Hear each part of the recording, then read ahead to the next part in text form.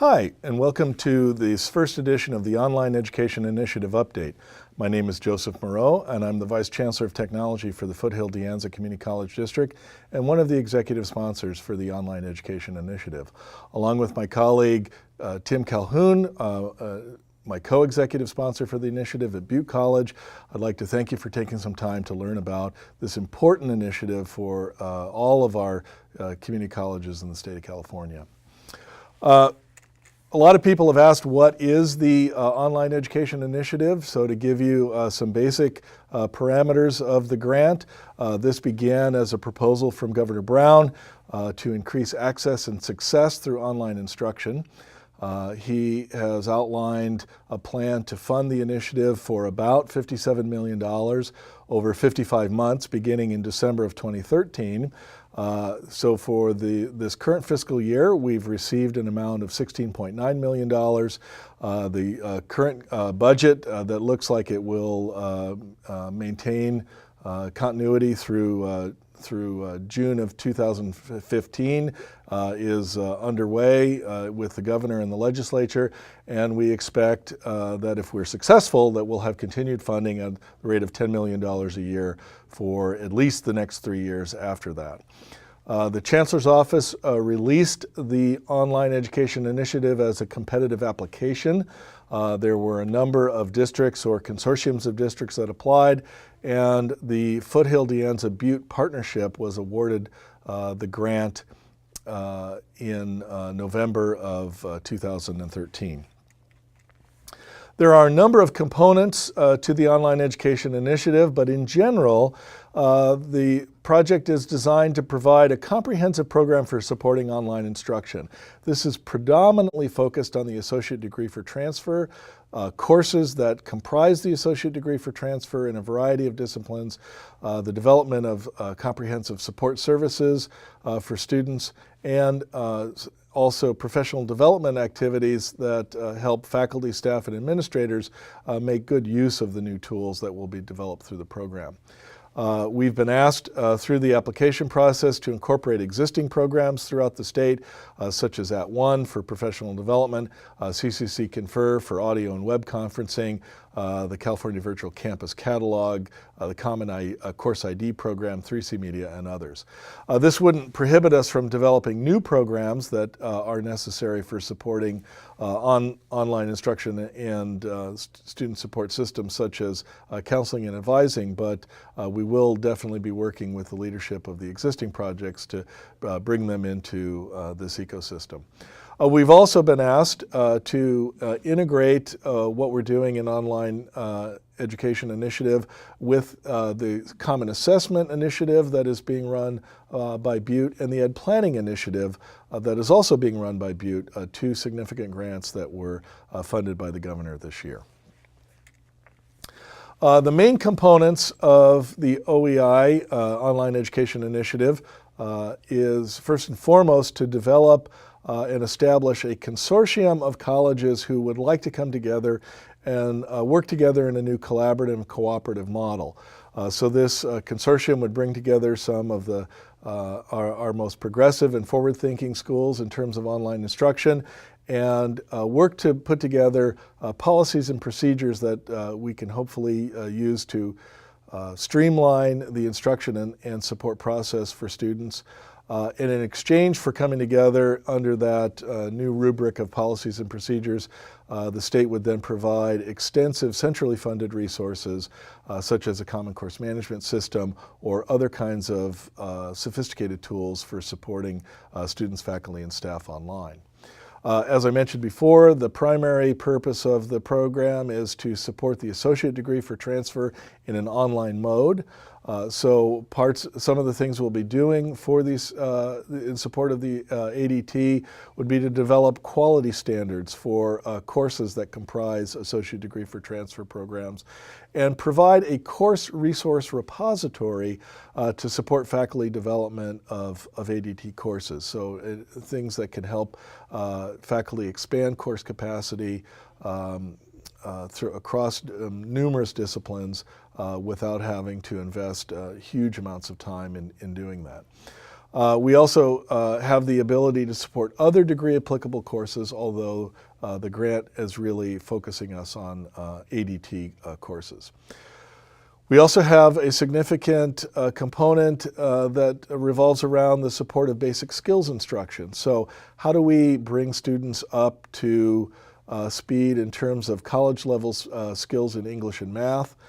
We would not necessarily do this through basic skills courses, but may take an approach perhaps more similar to, say, the Khan Academy, where we're able to provide diagnostic tools for students, as well as modular tutorials that they can use to close specific skills gaps in order to prepare them for college-level English and math work. One of the most significant components of the grant is to improve retention and success in online courses and programs. As many of us know throughout the state, for a whole variety of reasons, retention and success in online courses and programs generally falls substantially behind that of on-ground courses and programs. So we'll be looking at strategies that we can offer students to help keep them on track. Our application from the Foothill, De Anza, and Butte partnership has a particular emphasis on underserved and underrepresented students and how we can focus on closing the achievement gap that they often experience so that we can help them be more successful in these online programs.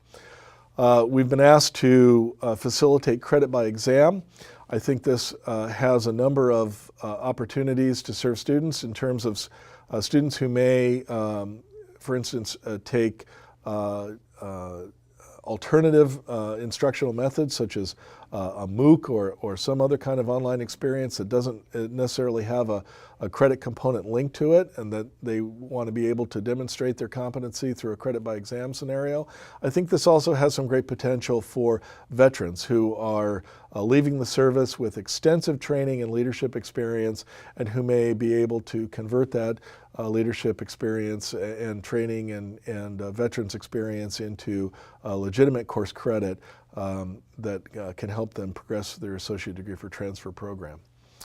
A big focus of the grant is to provide extensive professional development, particularly for faculty, in the latest and greatest techniques of online teaching, online student support, intervention methods for improving retention and success, and as well as providing professional development for students and administrators who may also need to access these tools to help students progress through their programs.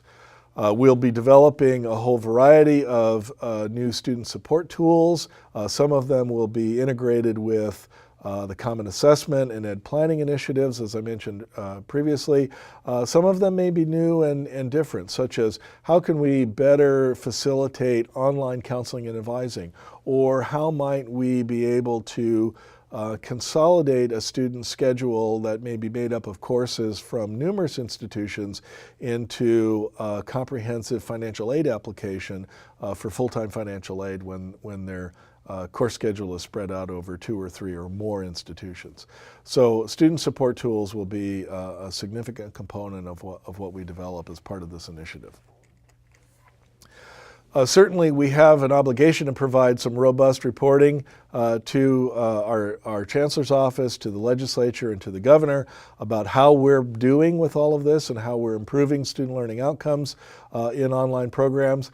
But I think some of the more exciting components of this around analytics are opportunities to build in analytical threads throughout the numerous products and tools that we procure or develop in order to provide faculty, counselors, support staff with real-time views of student decisions, student behavior, student challenges, so that we have the opportunity to intervene with students right at the moment that they begin to show signs of having trouble and needing additional help. So I think some of the visualization tools that we'll be able to bring to the table will be very useful and very important for our student success and retention initiatives.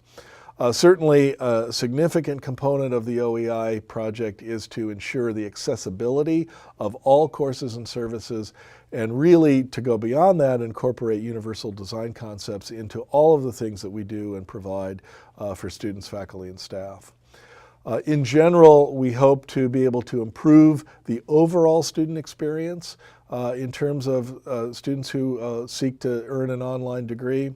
One of the ways that I like to talk about it is one of our goals should be to keep the bureaucracy, the bureaucracy in the back room, or more specifically in the data center. There's a lot of things that we can do from an automation standpoint that can alleviate some of the traditional burdens that we've placed on students in terms of transferring course credit from one institution to another, or filing multiple admissions applications to different institutions that they may want to take classes from. I think in general we'll try to address the overall student experience by developing a portal, or really more aspirationally, an educational ecosystem for product and service integration, so that we can provide students with a very robust one-stop shop for accessing all their instructional and student support components for whatever program they may be studying in. Some of the opportunities for employment that are coming up, opportunities for participation that are coming up, certainly revolve around employment. We'll be seeking a permanent leadership team made up of an executive director, a chief academic affairs officer, a chief student services officer, and a director of strategic planning and operations. Those searches will begin in February and hopefully conclude by April or May. We are working with our colleagues at Butte to employ a chief technology officer that would jointly work with the OEI project, as well as Common Assessment and Ed Planning, to make sure that all of the technology we deploy through these projects is fully interoperable and completely integrated with each other at the points it needs to be. We're also in discussion with our colleagues at Butte and at the Chancellor's Office as to how we might hire a Chief Professional Development Officer that would also be joint across all three programs to make sure that our professional development offerings for faculty, staff, and administrators are comprehensive and integrated as well. Certainly we'll be looking for a Director of Data Analytics to guide us through the development of analytic tools and techniques, and we'll be hiring a variety of project managers for individual components of the implementation of OEI, the Online Education Initiative. One of the big components that we're working on right now is the governance structure for all of this, and I think we've done a pretty interesting piece of work with our friends at the Chancellor's Office to integrate the governance of all three of these major statewide initiatives together.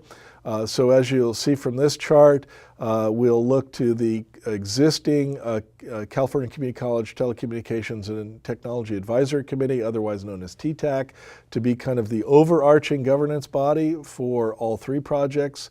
The California Community College Educational Collaborative is essentially a group of individuals like myself and Tim Calhoun, who are the project leads for a number of these statewide initiatives, including At One and CCC Confer and other projects of that sort.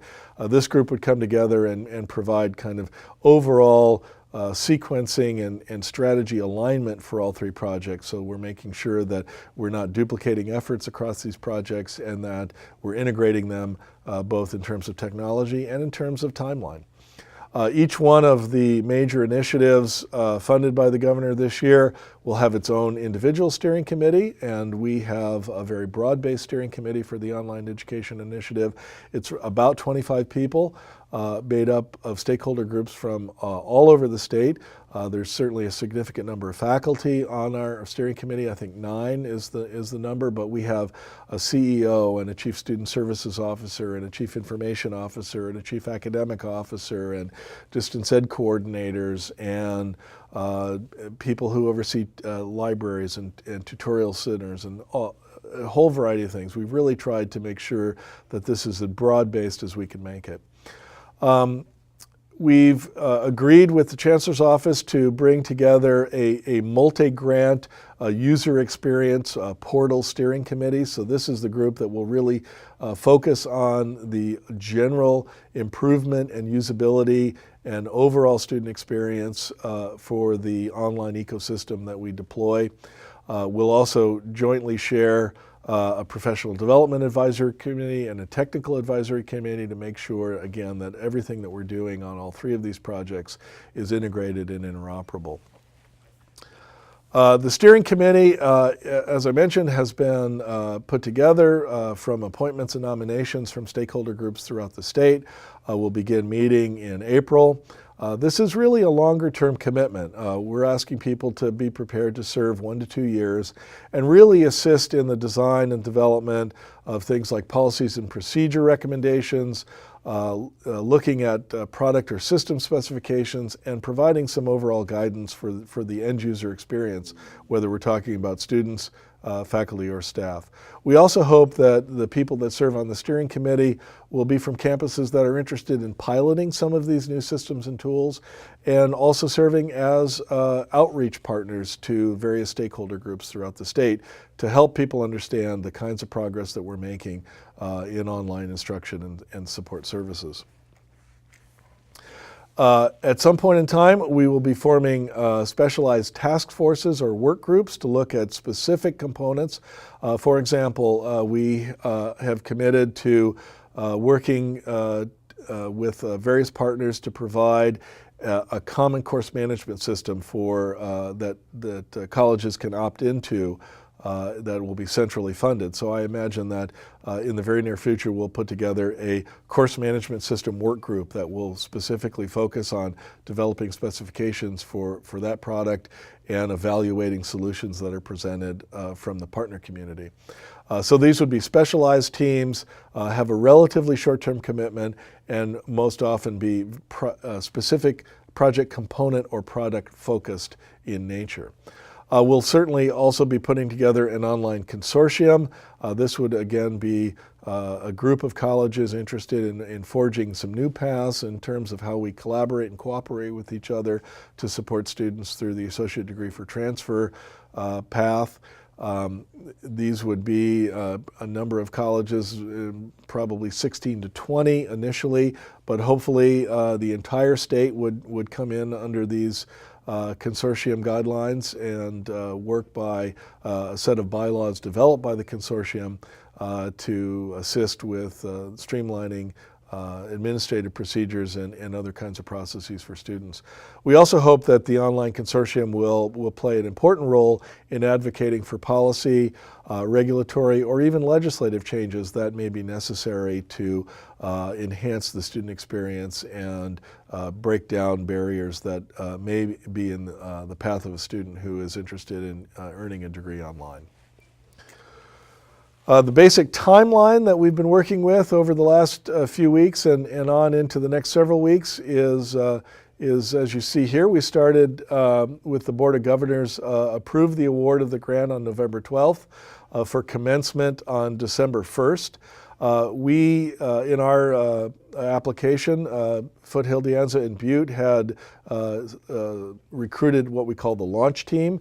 This is a group of colleagues that many of whom have recently retired, but have long and successful careers in the community colleges and in higher ed, particularly in distance learning, and have come together to help us get things rolling in terms of recruitment of the permanent team, the commencement of some of the environmental scans, getting out the word on our website and throughout the state in terms of town hall meetings and other kinds of events to help people understand what the purpose of the grant is and how we're coming together to work on it. In January, we finalized the governance structure for all of the projects and certainly for the OEI project, and we began the recruitment of steering committee members from stakeholder groups throughout the state. In February, we're working to finalize the steering committee membership, and we've got just about all the seats filled, which is very exciting. And we'll be commencing on some of the environmental scans. One of the big commitments that we made to the Chancellor's office that we would not reinvent any wheels that had already been invented somewhere else and deemed successful or cast aside as unsuccessful. So we'll be looking at a whole variety of things from course quality standards to standards for the award of credit by exam on a national basis to see what some of those best practices might look like and how we can learn from the trails that others may have already blazed for us. So those will begin in February. In April, our steering committee meets for the first time. I believe that's on April 4th. We'll be in the Los Angeles area. We'll work with the steering committee at that time to finalize plans for the remainder of the spring and the summer and the fall. We've got a lot of work to do in a short period of time. We'll be conducting a number of discovery sessions, one in the north and one in the south at least, to bring together our steering committee and other members of the stakeholder communities to really do some visioning. What is possible? What is excellent? What is really the next generation of online instruction and student support services? And how can we work with partners, both commercial and non-commercial, to really achieve that level of excellence in a very visionary way. Not necessarily, we won't bring people necessarily to talk about specific solutions or individual tools and components, but really to talk about what are our aspirations for this new online ecosystem. We'll also be working with the stakeholder groups and the steering committees to establish the initial group of colleges that will come together under the flag of the online consortium and begin working on developing the bylaws and the rules of the road for the consortium. We are updating the project website on almost a daily basis as things develop, and you can take a look at any time that's convenient for you. The address for the project website is ccconlineed.org. And we hope you'll bookmark that and make that a regular stop in your web surfing to keep an eye on what we're working on. This is a very exciting time. We are clearly facing a very transformational opportunity with the Online Education Initiative as well as the Common Assessment and Ed Planning Initiative. And it's really going to depend on the involvement of all of our friends and colleagues throughout the state to come together with their best thinking about how we can better serve students online and better support faculty and staff in serving students online. So we hope you'll stay tuned and more developments will be coming your way very shortly. Thank you very much for your time, and I look forward to hearing from you.